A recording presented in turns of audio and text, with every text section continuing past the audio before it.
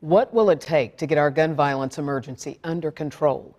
Does connecting shooters with resources and paying them not to shoot work? The city of Rochester is hoping it might. The Peacemaker Fellowship Program is now underway. News 10 NBC investigative reporter Jennifer Lukey goes in depth on what it is and whether it can move the needle. 25 men under the age of 30 who live in the city of Rochester. They've all either been the shooter or the person shot, and now they've all agreed to be fellows.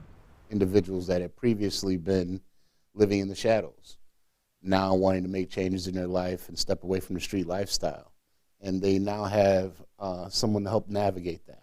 Each fellow is assigned an elder who he has access to 24 hours a day, 7 days a week. Who else to be able to tell you about the lifestyle if they haven't lived it?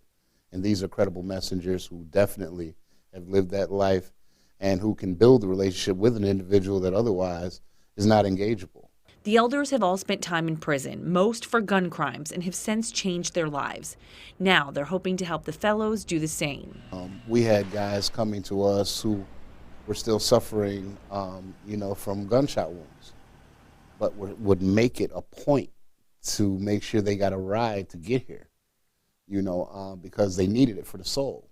Some of the fellows actually come from different gangs. We have individuals from rival sides that have had to come to peace in this building, and even during meetings have separated themselves to take a walk and have a discussion about, listen, what's most important.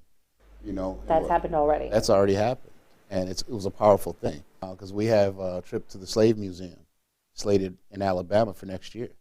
And we have fellows who haven't always gotten along, but they're going to be taking this trip, and it's going to be transformational. The fellows are paid between $500 and $1,000 per month while they work toward meeting specific goals.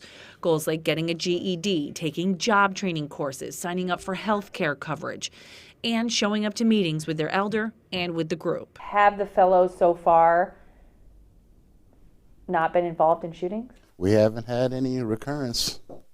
And guys seem really happier. They seem like a weight has been lifted, that they don't feel the same pressure they would have previously. But we're only about 3 months in, and it hasn't been easy.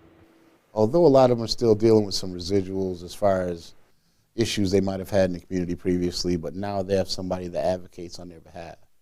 If that begins to percolate or be a bigger problem, they have somebody that can have the wherewithal to be able to put their ear to the streets and make contact with an individual and, foster that conversation.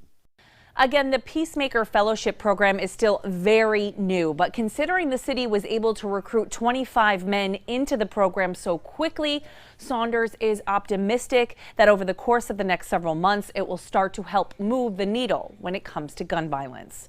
Jennifer Lukey, News 10 NBC.